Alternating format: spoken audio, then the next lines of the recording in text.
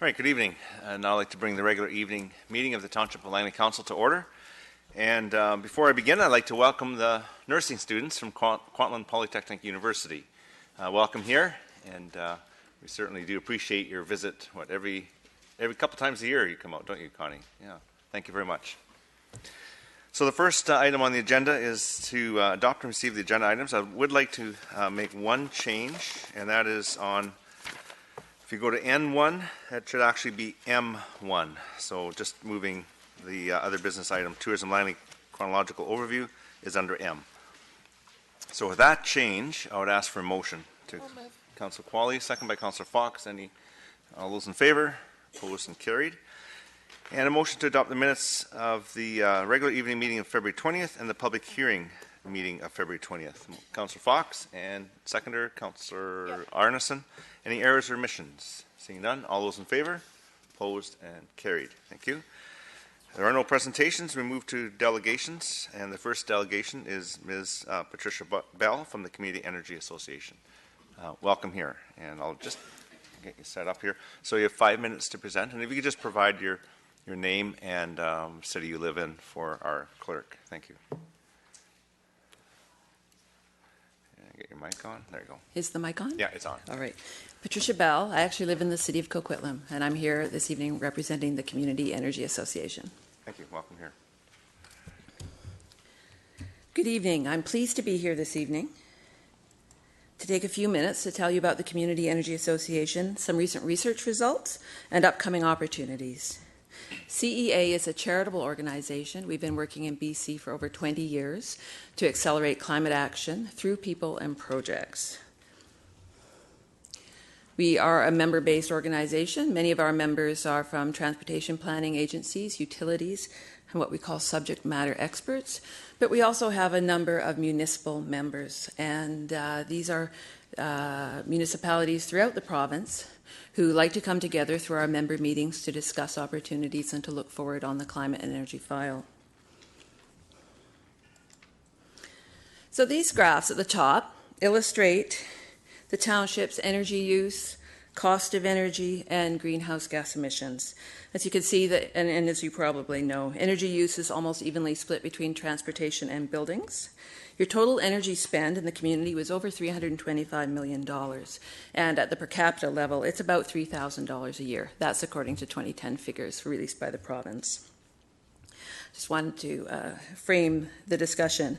One of the things I wanted to tell you about tonight was the Getting to Implementation project. This was a project that we partnered with an organization called Quality Urban Energy Systems for Tomorrow and Sustainable Prosperity. It was a 3-year cross-Canada project. And the purpose of that project was to look at community energy emission plans across Canada and identify the barriers and the challenges that municipalities were having in implementing their plans. So we've all moved to the stage where we went through the plan writing, right? And now it's all about implementation and getting it done and doing what you said you were going to do. So one of the things we did in the last year of the program is work directly with 3 municipalities across Canada in pilot projects and coaching them to move forward. And in the case of BC, that was the city of Campbell River. One of the significant results of this project was an online assessment tool and framework. And so when you answer the questions in the assessment tool, you are directed to the part of the framework which will help you the most based on your own identified challenges. It will help you the most in terms of implementing your plan. And at Community Energy Association, we often advise municipalities to institutionalize their plan and to review it about every 5 years to see what you've accomplished, what things just naturally fell off the list, what things you might want to be doing looking forward. And one of the ways to keep momentum is to link it to your strategic plan and any performance indicators you may have. So you can check out the Getting to Implementation project at www.gettingtoimplementation.ca. So the township is a recognized leader in BC for improving building energy efficiency through its Green Building Rebate Program and through the Latimer Energy Conservation Development Permit Area. We also recognize that the township has taken action to reduce travel-related costs through your support for EV charging stations. So the question really is then, is how can the impact of these programs be expanded to further invest in a growing community and leave a lasting legacy? So there's a couple of opportunities on the table. One is the BC Energy Step Code. Ta-da. which you may have heard about, which the intention of the STEP code is based on input from the province, municipalities, and builders and developers, is to create a way for municipalities in BC to ask for better performance than the building code while keeping consistency across the province. So the STEP code will be supported by an advisory council, an implementation guide, and we're currently in the midst of doing a training capacity analysis so that we can understand how ready municipalities are across BC to implement the STEP code. The BC Building Code will actually be following the STEP code so that in subsequent years the requirements of the building code will equal requirements 2 and 3 of the STEP code and so on. So, and your green building rate rebate program right now is roughly equivalent to step 2 of the STEP code. So improving the energy performance of new buildings does leave a long-term legacy for your community. It saves residents money and it frees up that money to be spent on other services in the community. On the transportation side, the BC government has determined to maintain the $5,000 incentive for the purchase of new alternative energy vehicles. And with the Chevy Bolt and the Kia Soul, we're starting to see that the price of EVs are becoming comparable to internal combustion engine vehicles. And the Chevy Bolt can go over 300 kilometers. So if you're interested, because I'm interested, I'm actually, Carter Chevrolet is the dealer who will be selling them here. So, but in the pan-Canadian framework, the federal government has committed to a national EV strategy by 2018, and they've indicated that some of the infrastructure dollars that will be coming down to the provinces will be directed towards EV charging infrastructure. So that's another opportunity that's coming up. And finally, the Federation of Canadian Municipalities has also received additional funding, and that funding will be put to helping members of the Partners for Climate Protection program move forward through the milestones, and that was probably going to be implemented later this year. So more money and services there to help you move forward. So these opportunities will help you accelerate the implementation of your objectives to reduce energy use and improve energy efficiency per capita, as noted in your OCP and your energy and emissions plan. And at CEA, we're always available to come out and give you advice, make presentations, or support you in any way. Thank you very much. It's very interesting. Thank you. I have a question from Councillor Arneson. Hi, thank you very much. It's very much appreciated that you came out to tell us about your program.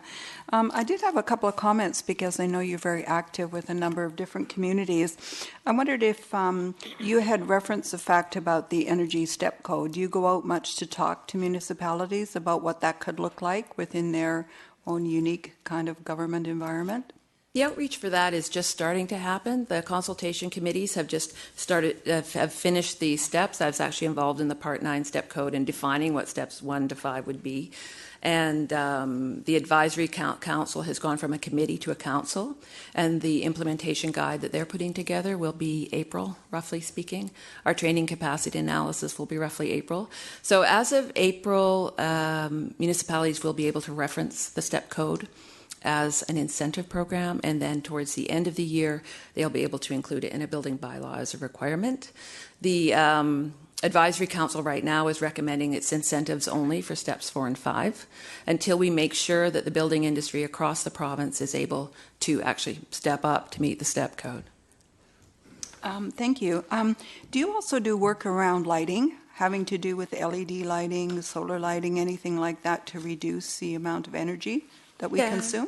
Yeah, we do call that, we split our energy programs into community, which is things like EVs and buildings, and corporate, which is your operations, your municipal halls and your rinks and your lighting. And so we've actually done a lot of work out in the Kootenays. We did a regional project out in the Kootenays where we helped all of the municipalities there, who are quite small, work together to create corporate energy and emission plans and reduce energy use, and that's where the lighting comes in. Okay, and I guess I recently went to a Buildex conference, and they were very much focused on passive homes and thermal construction that would help to reduce energy use. Is that something also that you encourage or have dialogues about? Yeah, the whole purpose of the STEP code was to take some of the existing building systems out there, like Energy Star and Passive House, which we also refer to as a net zero ready home, and to focus those programs on the envelope. So we call it an envelope first approach. So energy conservation is first, right? You don't have to You have a really airtight house. And so the gradual goal, both at the federal and the provincial level, is to move up towards a passive house standard. Just finally, one of the interesting images for me was to see the thermal imaging that they were showing from buildings and how much radiates out and is actually lost that way. So there's a lot that we could be doing in terms of redesigning our buildings to make sure that we're reducing our energy consumption. Thank you very much for coming. You're welcome. I was going to say, in these snowy days, if you ever see someone with a completely melted roof when everybody else's is white, they're losing a lot of heat. Yeah, thank you. Councillor Long. Thanks, Your Worship, and thanks, Ms. Bell, for a very efficient presentation. Could you go back to the first slide? And I'm wondering if you could just explain a little bit. When I first saw the numbers, I thought that can't be the Township of Langley as a corporation. No, the pie graphs. That's the entire township.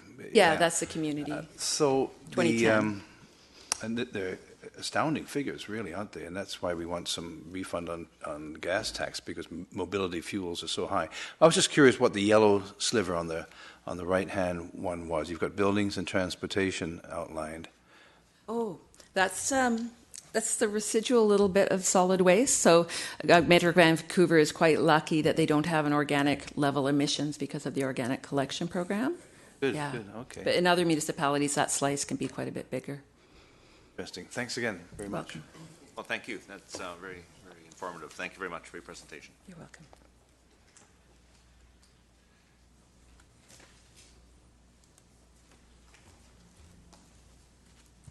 Right, the next delegation is Mr. Steve Sack, Jorg, and Silke Schutz.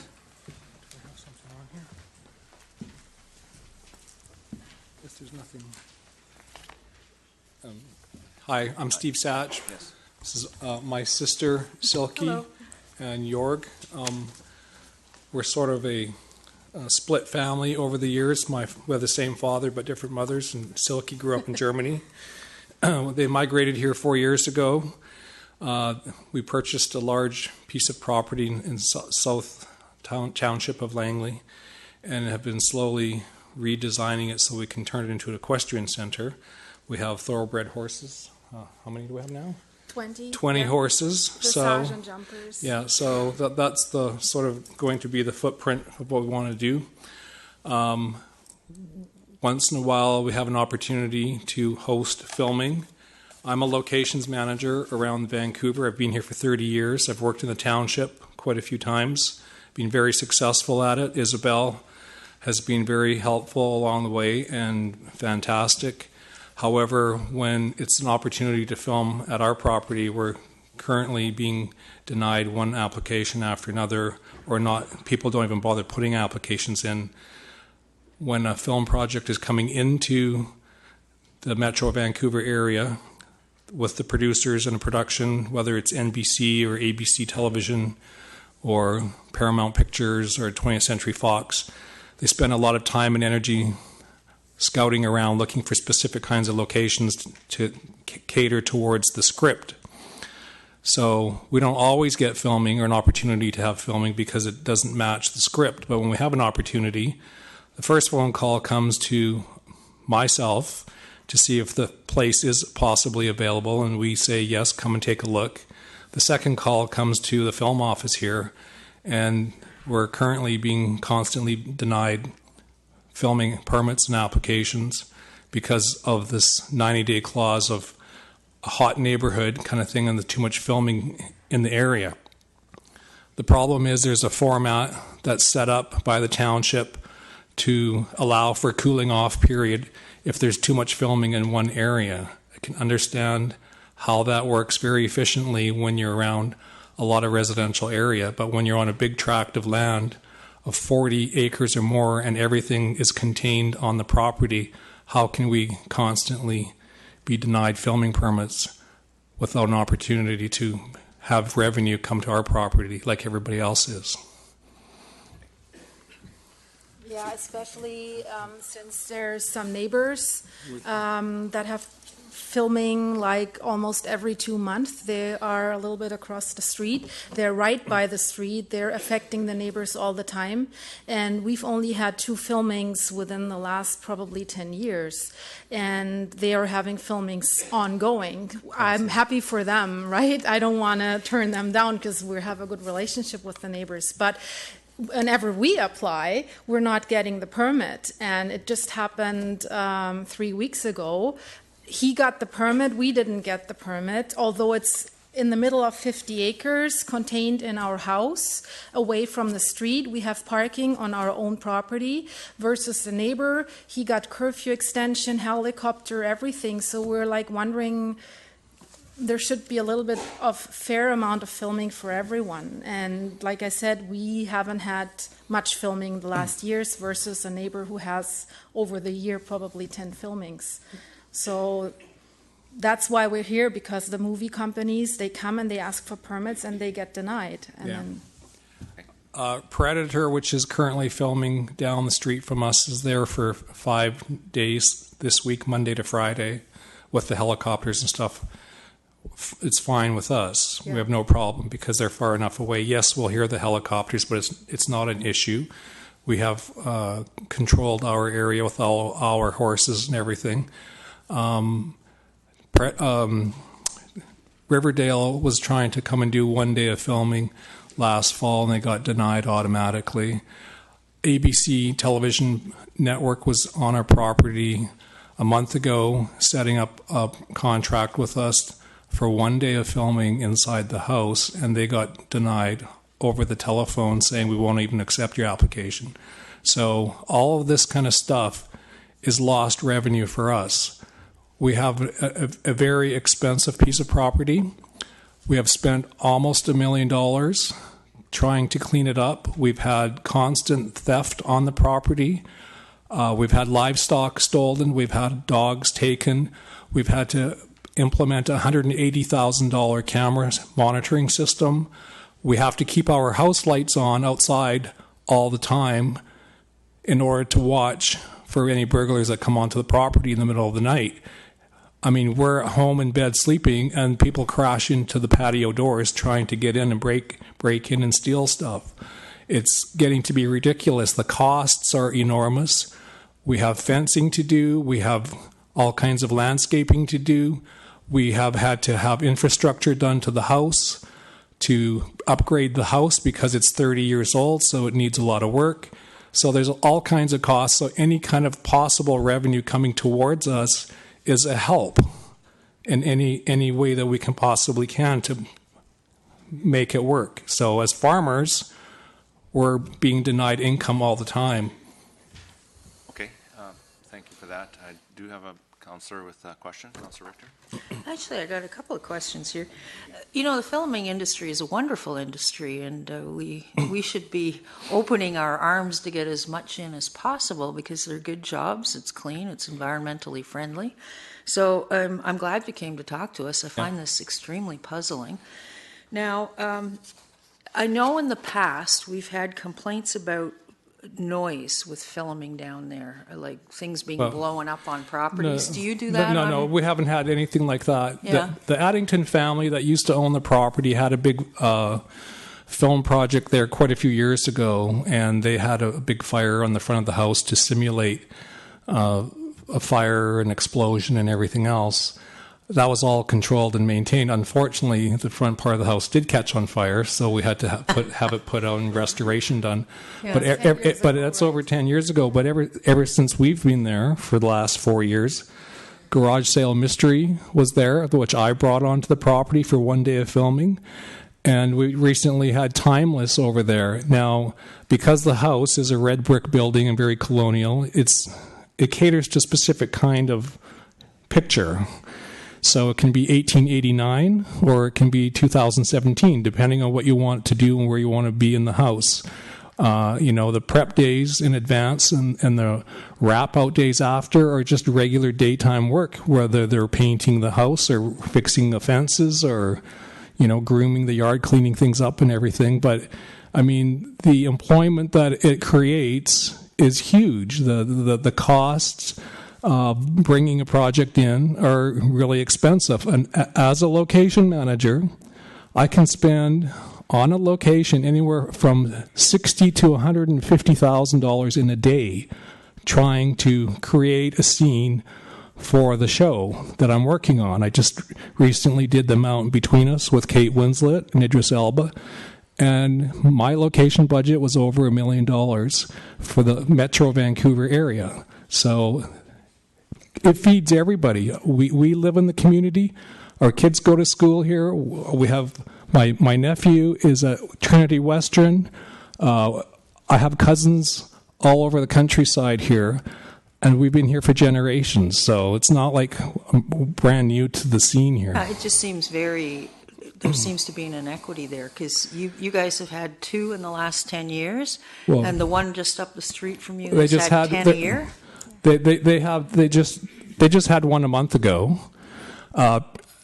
Riverdale that was looking at coming to our area were denied, so they went over to down the street and across the street from us, and they did the filming there for the same thing. So it's just like, and then for a TV pilot to be here for a very short period of time for the prepping, you'll have a small window of opportunity to find all the locations, get it sorted out and organized.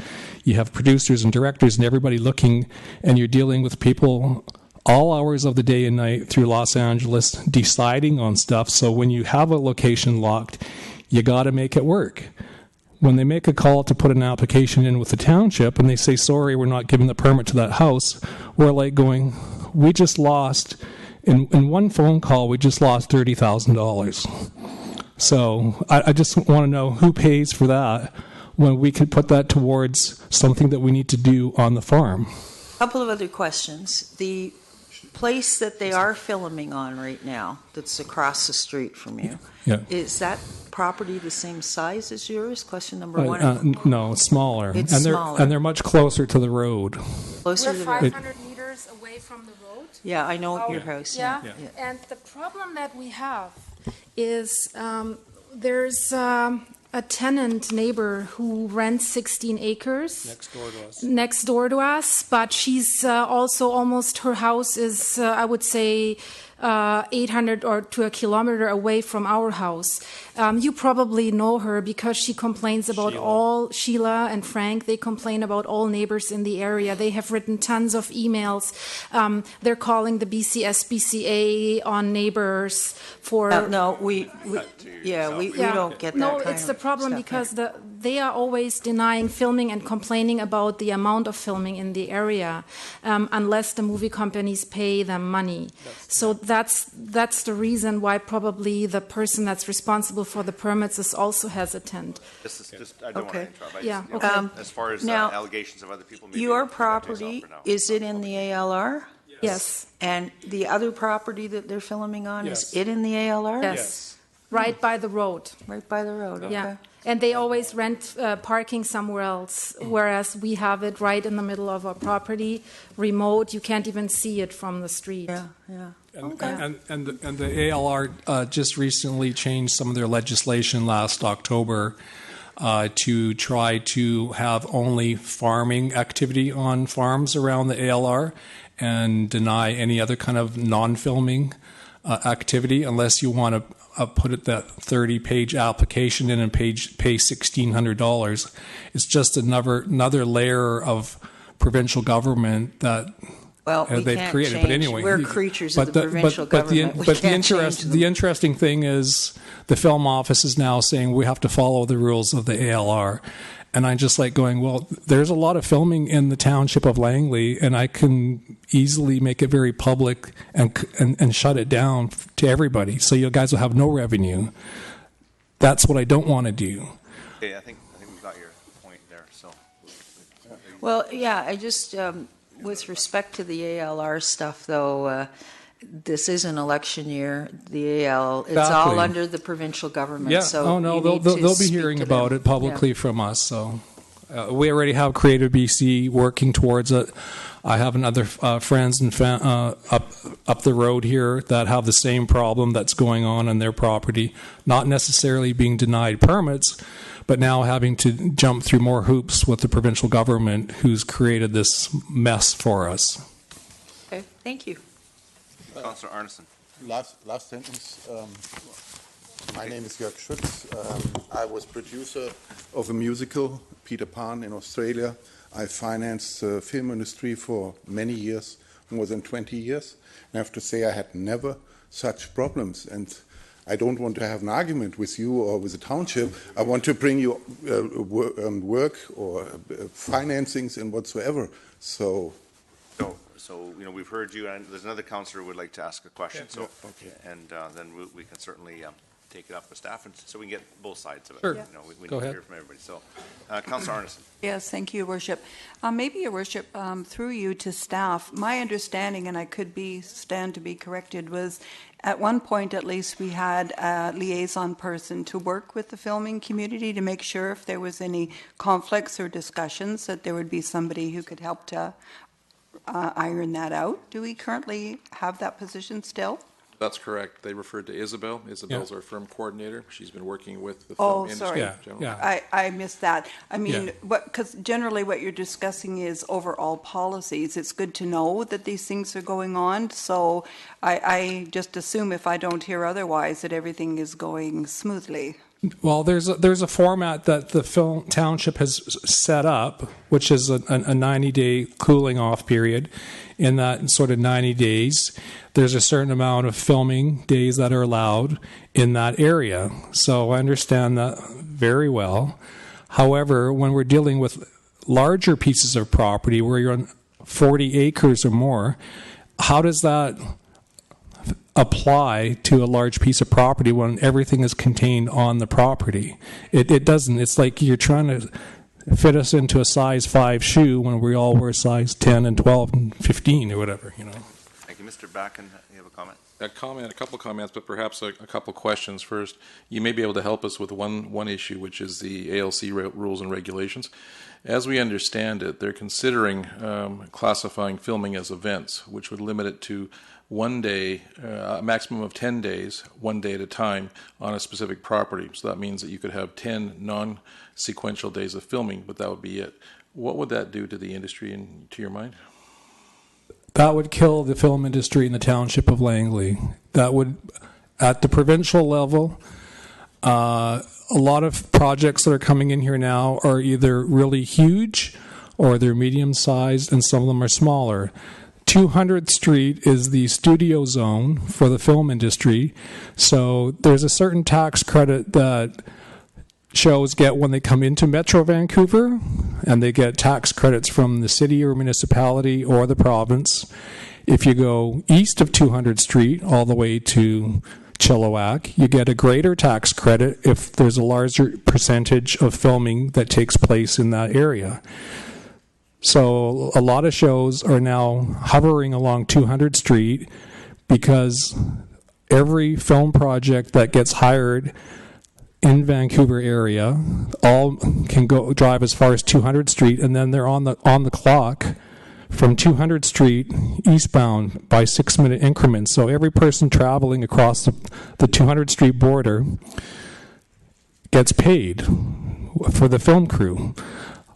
All of the actors stay in downtown Vancouver, and their clock time starts the second they walk out of the hotel to the time they return. So you get a 12-hour film day. You have to calculate and backtrack how long does it take them to travel from downtown Vancouver to the location. Then they go for rehearsal. Then they go through hair, makeup, wardrobe. And by the time they get on set, they might end up working 4 hours in the whole day because they have to get off set and travel back and everything else. It's expensive, very expensive. Even the lowest budget shows that come into the township probably spend at least $50,000 or $60,000 in a day. Okay, Your Worship, one more point. It's ironic, or 2 points actually. It's ironic that it's recently that the province has actually expanded the tax credit area, not from 200th but to 196. So all of the township is now in the tax credit area, and then there's complications.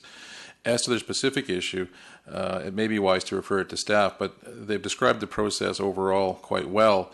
But the piece that's missing is the impact, I think, of neighbor complaints, justified or not justified. Once there are complaints by neighbors, it changes the whole complexity of the issue for our policy. So at that point, it effectively extremely limits what can be done on the property. And I think what they're facing is this issue of neighborhood complaints more so than the 90-day cooling off period. It's all correct. There's factors in there, but staff it could be referred to staff so we could discuss with their film coordinator the frequency of complaints, the complainer, and then see if there's any middle ground that could perhaps be reached. Yeah, the one person that complains all the time will complain if the wind blows the wrong way. We keep our house lit up for security purposes, and she complains about light pollution. It just goes on and on. There's a chicken farm across the street, and she complains about the trucks traveling to the chicken farm. When we get to other business, some member of council will probably make a motion to have staff come back with a report to council so we can look into it a little bit deeper. There's still a couple of councillors that have a couple quick questions, and then we'll move on. Councillor Richter? Yeah, just being pragmatic. I mean, when you're doing a film, I'm sure you've got all kinds of contingency budgets. You must have to have them. Why wouldn't you just pay this complainer a contingency fee to stop her from complaining? Well, then you start paying somebody that has no contributing value to the neighborhood or the community or the film project, and all they're looking for is a handout, and they constantly want to get paid. So, grease the squeaky wheel, and that's what you get. But where does it stop on a production level? Stop with the whole industry being banned.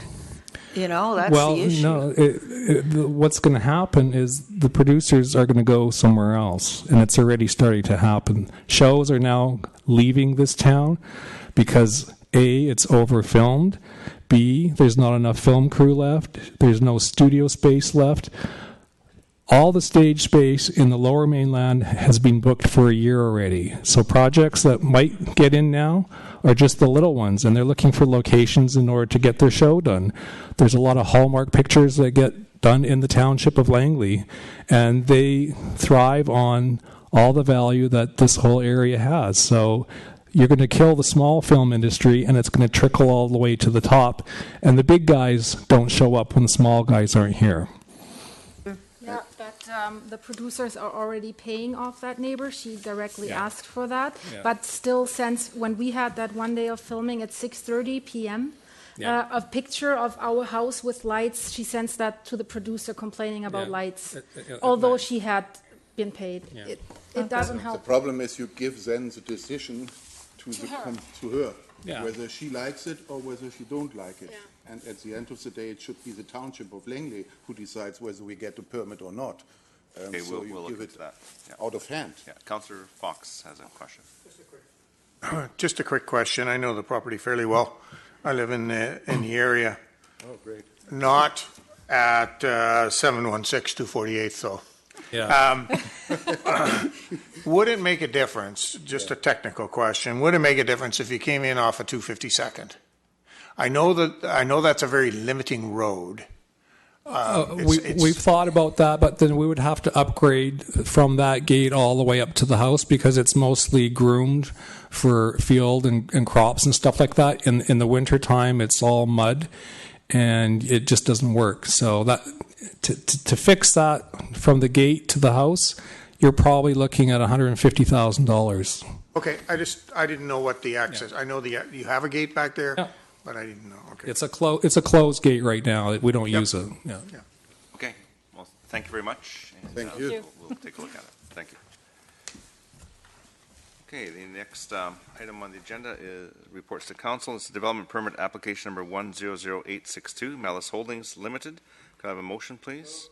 Councillor Fox, second by Councillor Davis. At this point, I'd ask if there are any submissions from the public regarding development permit application number 100862. And for a second time, submissions from the public.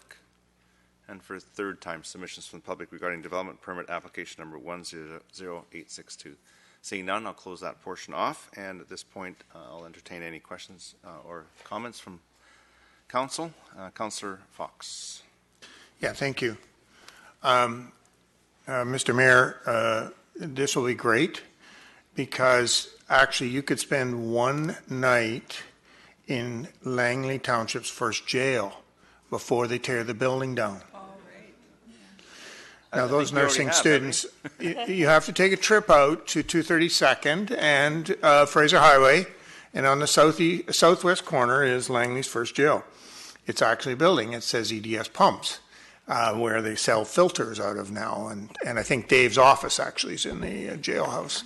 But anyway, I want to say this comment about this corner. I think this is the first building in the evolution of what's going to be a really fine corner. When we get this particular project going, and I like what's happening here, and the project to the north of it, and I see the owner of that property here tonight too, Mr. Waddell, and I think it's great. We're going to see this particular corner start to evolve into a very nice, very comfortable, business-oriented kind of corner. So I think this is the first step to something that's great. And one thing that I've always professed when I've sat at this table is when we redevelop Fraser Highway, we want it to look like a classy place. And I think this is what this is going to be in the end result. So I'm all in favor. Let's get her done. Thank you. Councillor Long, turn it off. All right. Okay. Any further discussion? Seeing none, I'll call the question on E1. Carries unanimously. Thank you. So move on to E2, and that's development permit number 100860. This is 199 Street Holdings Limited. Could I have a motion, please? Councillor Arneson, and second by Councillor Davis. So at this point, I'd ask for any submissions from the public on development permit number 100860. Okay, please come forward. And please state your name and neighborhood or city that you live in, and you have 5 minutes. Okay, thank you. Okay, my name's Harvey Knotts. I actually live in Surrey, but I have an ownership interest in the adjacent property to this under consideration. And the concern I have is around parking issue, because we currently have a lot of overflow in the adjacent property onto 199th, and we're having challenges with managing that overflow. So I'm just concerned about the mix of the business use and how or what plans are in place to facilitate adequate parking. Thank you. Thank you. Any other submissions from the public regarding 100862? Second time submissions from the public regarding application number 108. Oh, sorry, wrong one. 100860. We've done 862. Second time for that, and a third time for submissions from the public regarding 100860. Seeing none, I'll close that portion off.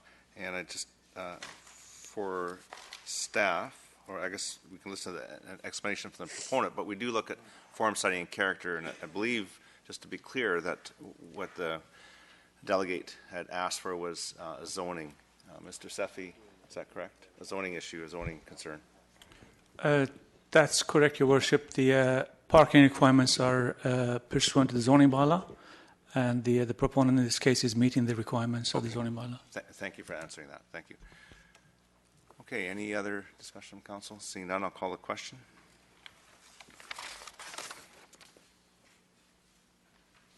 That carries unanimously. We move on to bylaws for first and second reading. F1 is zoning bylaw amendment, child-friendly amenity area regulations, bylaw number 5248. Could I have a motion, please? Councillor Fox, second by Councillor Whitmarsh. Any discussion? Okay. Councillor Arneson. Thank you, Your Worship. I just wanted to ask whether or not this, although it's just an addition and extra language to the current policy, which is great, I'm just wondering if there had been any input by the Seniors Advisory Committee as to this?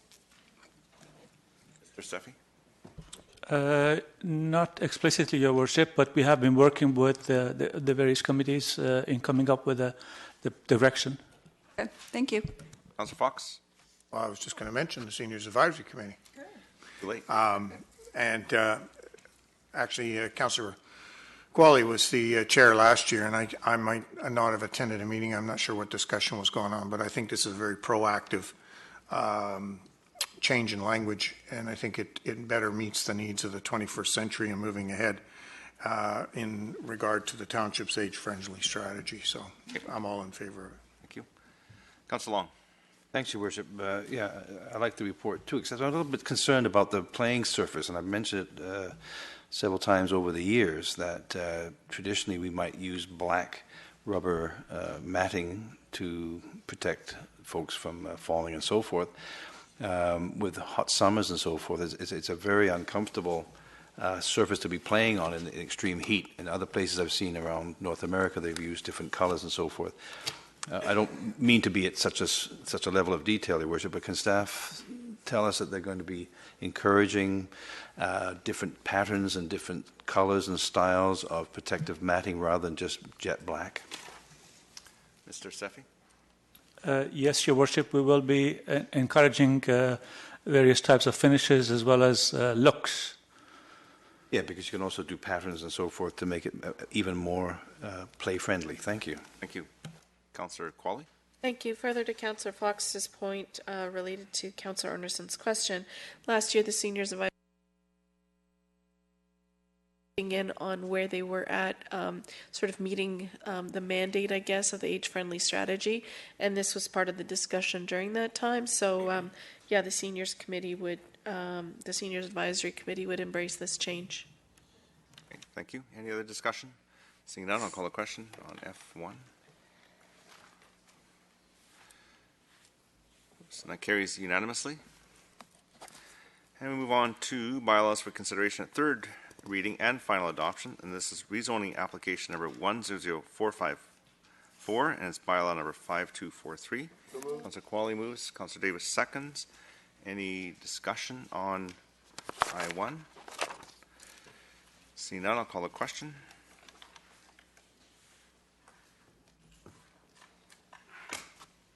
Carries unanimously. We move on to J, bylaws for final adoption, and J1 is the Langley 2017-2021 5-year financial plan bylaw and development cost charge reserve fund expenditure bylaw. That's bylaw 5259 and 5260. Councillor Qualley moves it. Is there a seconder? Councillor Whitmar seconds. Any discussion on J1? Councillor Richter? Yeah, can we not divide this up? I mean, I can support a 1.95% increase, but I can't support a 3.99. And so if we proceed as it is, I'm going to have to vote the whole thing down. So would it help to separate the first line, which is the 1.84, and the third line, the 0.11, which I think is part of the 1.95, from all the rest? Is that what you'd like to do?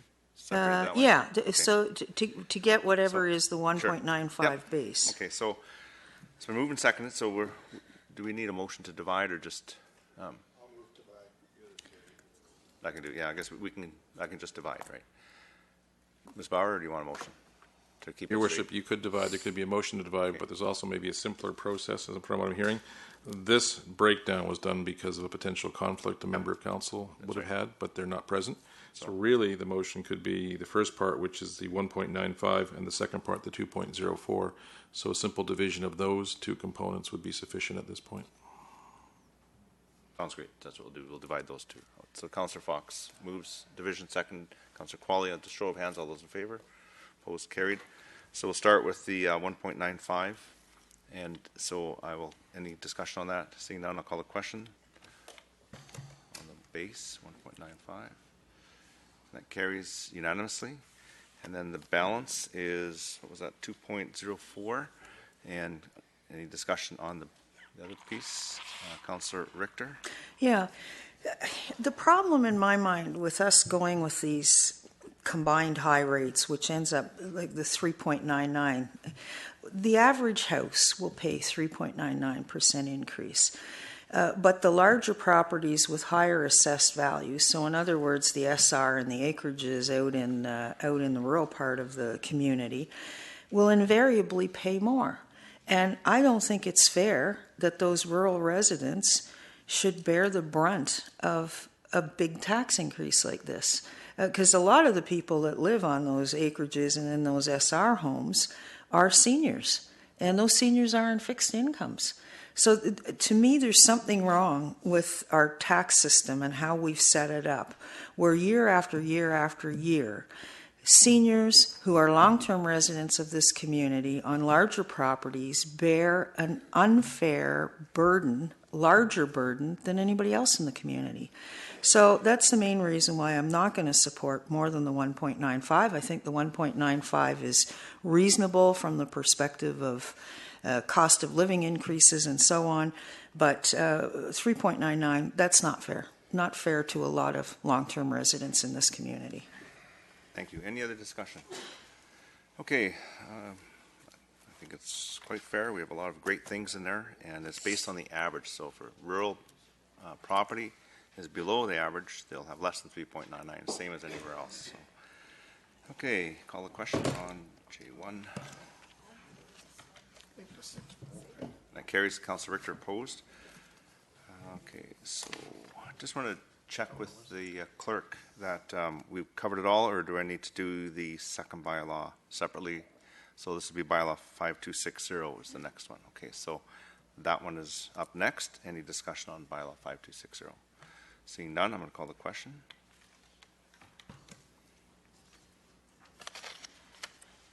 That carries with Councillor Richter opposed. So does that complete J1? Thank you. After about the fifth or sixth budget, I'm starting to get the hang of it. All right, J2, user pay utility rate bylaws for 2017 is bylaw 5261, 5262. Could I have a motion for those bylaws? Councillor Fox, second. Councillor Qualley, any discussion? Question from Councillor Arneson. Yes, thank you, Worship. Through you to staff, I just have a query regarding how it is that what formula do we use to make a differential between the different levels of the payment for the water? And try and articulate that in a different way. So was there an assessment as to whether or not conservation would be encouraged by creating a heightened difference, or was it more focused on the actual cost of the water? That's my question. Yeah, there is no, through your chair to Councillor Arneson, there is no incentive for incentive or consequence of using more or less water. It's more to equate the single-family dwelling rate with the commercial rate, using the metered calculations for the commercial. So just to clarify, sorry, we have metered for commercial and industrial. Right? Okay. For residential, we don't have metering. So there could be a significant variation between the average residential user, but usually that is a small fluctuation compared to what we see in the metered rates. Okay.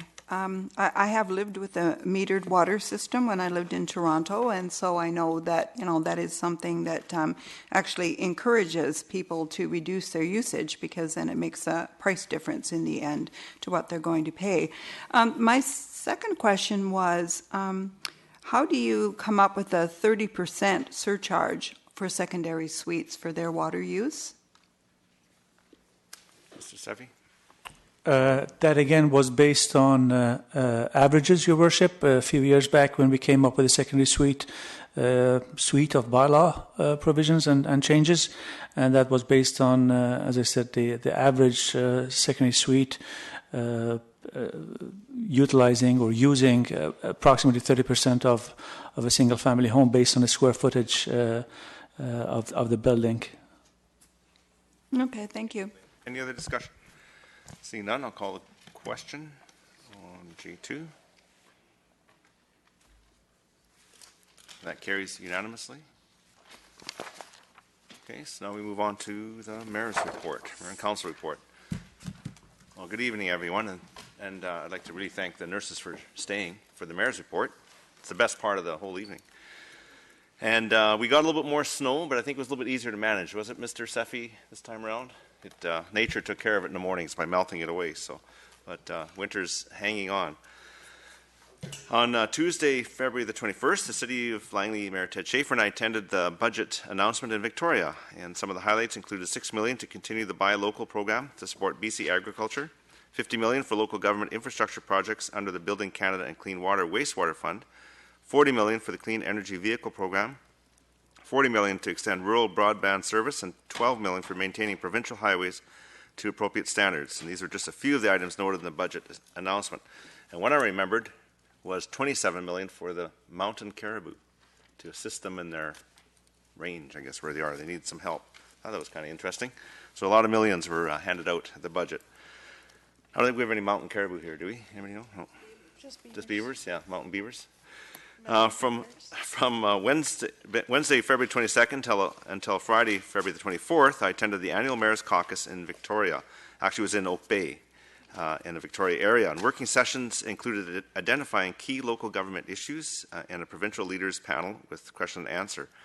And we also toured, spent a half a day touring the Western Canada Emergency Operations Centre at CFB Esquimalt. We were able to get on board the HMCS Regina, which you see in the picture there, and have a tour of the ship. We also toured, if you look to the right of the picture with the ship, you can see the corner of a building, and that's a massive building where the Navy is bringing all of their maintenance and repair facility for the fleet into that building so that it's more efficient. This CFB Esquimalt has been in operation since 1850, and they have little buildings everywhere where they do all the work. So by becoming more efficient, they expect to save a lot of money. However, I think they're into $500 million for this facility, but it's pretty amazing what they do in there. Everything from repairing engines to the cannons on the ships. On Saturday, February 25th, was the third annual Coldest Night of the Year walk, and I was pleased to attend at the beginning of the walk and provide the township support for this worthwhile cause, which raises monies for the Gateway of Hope. Also on Saturday evening was the township's annual Firefighters Banquet. Our firefighters play a huge role in the lives of our residents, whether they're putting out fires, attending motor vehicle accidents, helping with medical emergencies, or teaching our students, residents, and businesses how to stay safe. And the work they do has a great impact, and we truly appreciate it. And I see a couple of fire chiefs up there, so thank you very much. It was a great evening. On Sunday, February the 26th, was the Junior Boys Basketball Championship Banquet at the Langley Event Centre. And as I understand it, the Burnaby South Rebels won the tournament. However, a huge congratulations goes to our own REA Mountain Junior Boys team for competing this year. On Monday, February the 27th, was the annual flag raising for the Lions. I got to talk faster. Lions flag raising for the Lions Service Club at the Civic Facility. Each year, the United Nations declares one day Lions Day in recognition of their cooperative humanitarian ventures. And again, snowing on that day. On Tuesday, February 28th, I spoke with the Minister of Infrastructure and Communities, Mr. Amarjeet Sohi, as I wanted to personally thank him and his staff for all of their assistance in securing the grant for the Aldergrove Credit Union Community Centre. And I had a very nice chat with Minister Sohi, and definitely showed our appreciation for nearly $10 million grant for this centre. On Saturday, March 4th, was the 6th Annual International Women's Day Luncheon at Newlands, and congratulations to this year's distinction winners, Bev Dornan, Alice Johnson, and Shirley Stewart, for their exemplary contribution to the Langleys. It was a great event, and really nice to see these wonderful women be recognized. On Saturday evening was the annual Langley Museum of Flight fundraiser at the Murrayville Hall, and the theme this year was springtime in Paris, because as we all know, the museum is involved with the Vimy. And we don't all know that, I know it, but they're going to be involved with the Vimy Memorial for the 100th anniversary of the Battle of Vimy Ridge, and so they're fundraising for shipping some of the planes over to France. It was very well attended, and many of the pilots are looking forward to attending the Vimy ceremony this April. And the Lieutenant Governor, Judith Kishon, was in attendance, and you see her in the blue dress, and she spoke on behalf of the province. And today was the annual Langley Memorial Hospital Foundation the Langley Memorial Hospital Auxiliary Luncheon at Newlands, and the auxiliaries are celebrating 70 years of service to the community this year. So great volunteers. They do an awful lot for our community, and helping out with hospital, raising money for much needed equipment, and so we certainly appreciate that. So upcoming events, Langley Hospice Society funding announcement is on March 10th, and clock spring forward 1 hour on Sunday morning, March 12th, and it's going to be spring break next week, so something to look forward to. And there's lots of programs that the Township of Langley will have for the kids who are out of school. So at this point, anything else from any other members of council would like to add anything? So I see Councillor Fox. Under Metro. Under Metro? Okay. I think we can move on to that. You want to move on? Sure. Okay. I'm going to hand this out. I feel like the teacher here. But I'm handing out to you a document, and actually the nursing students might be interested in this only in the context. As you know, I sat on the Metro Vancouver Homeless Committee. We had a very short timeline to come up with a draft report and a document for release. This is the document that was derived after much input from the stakeholders, much input from the committee members, of which there were 8 elected officials and 8 CAOs and CEOs of various different communities around the region. Francis Chung from the city was on, for example. Anyway, I think it's a good document in describing a couple of things pictorially. I think, for example, on page number 3, if you look at the conceptual framework piece, is there an extra one there? Yep. Do you want to, Connie, do you want to grab one? Just out of interest. There's an excellent, talking properly here, conceptual framework there that I think describes the context of pathways in, the homelessness, and the pathways out, issues associated with that. And it talks about the various different groups that are affected by the whole context of homelessness.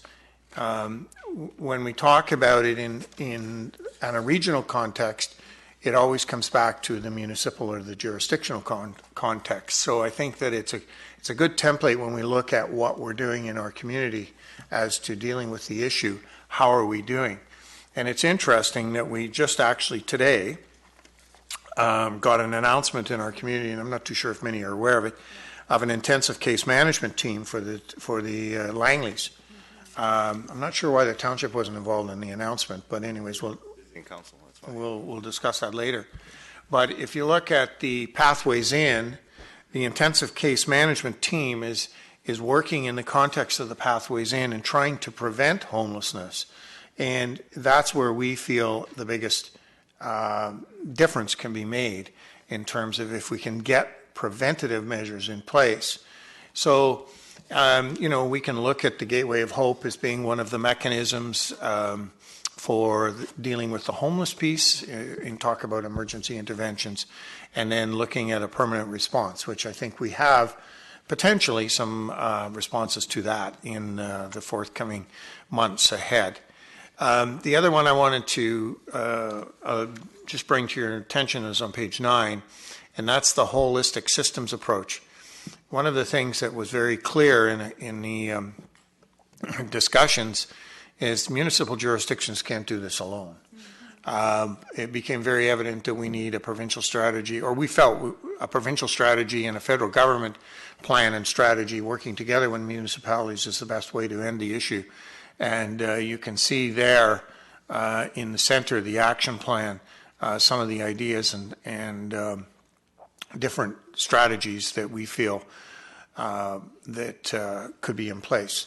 One of the emphasis is always in terms of solving the problem is in dealing with the partnerships that we need to have at the very fundamental level here at the municipal level. I think we've been very lucky in terms of our partnerships with the Gateway of Hope, with our Youth Resource Center, with Encompass, Gateway Hope and Salvation Army. Our Youth Resource Center, which will be a partnership with Encompass and other projects that we have.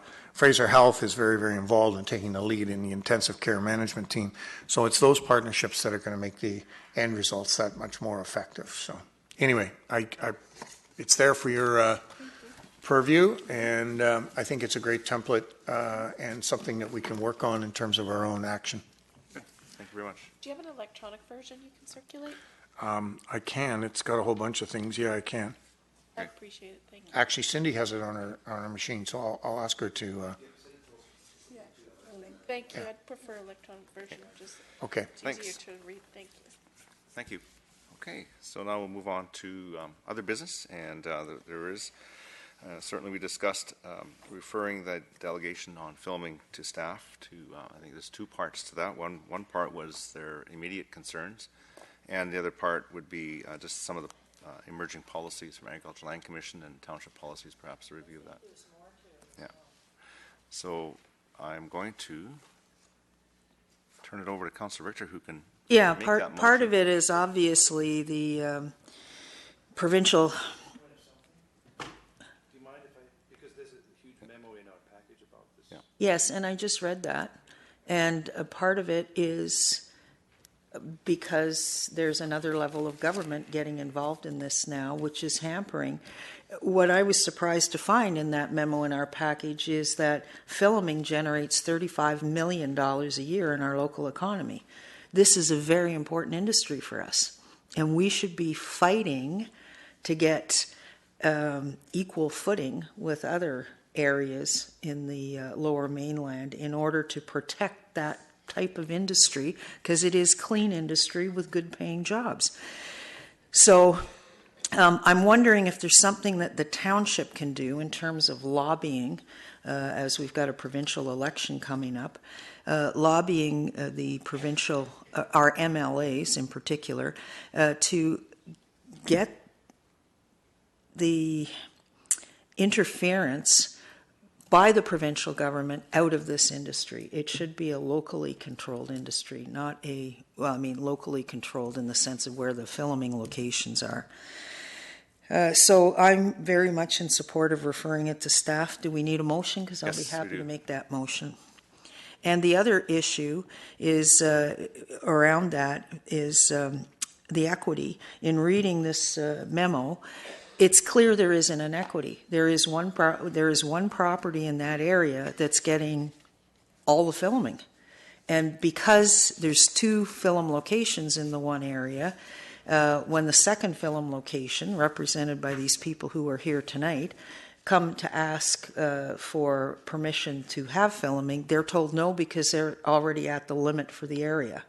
Well, it's not fair that one property gets all the business. So what we need We've got to look at equity somehow. So what we need is a motion to staff just to report back to us on that, because there's, like I say, there's usually more than one side to every story. So certainly like to get more. How do we establish equity? So no, I'm just saying should we refer to staff so we can have a report back. That, I'm not asking how to establish equity. I'm asking that staff could report back to us, and there may be other reasons that are not known to us.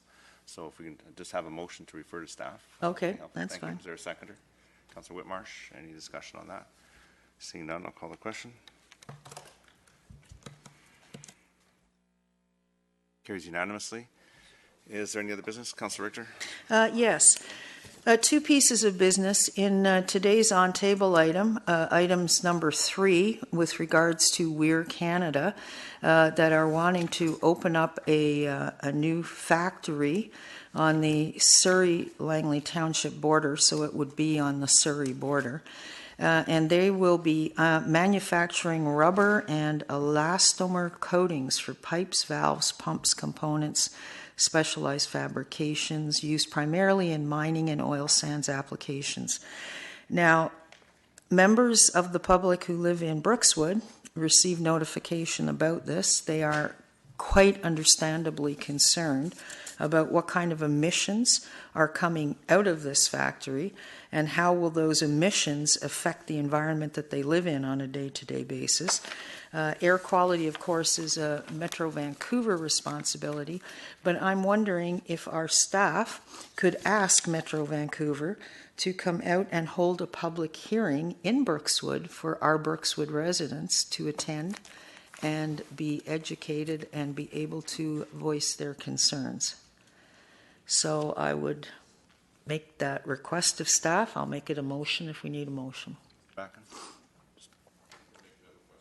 Sure, you make the request. Thank you. Okay, They'll discuss. So we'll see if Metro will come out.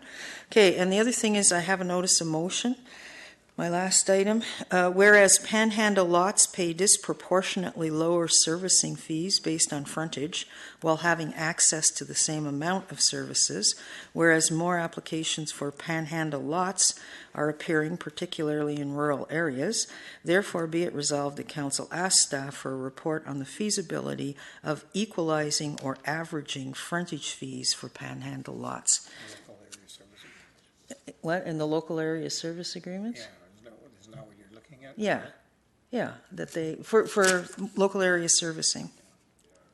Yeah. So that's a notice of motion. Termination. Councillor Fox moves termination. Councillor Davis was just a little bit too slow, so he got the second. All those in favor? Opposed and carried. Thank you.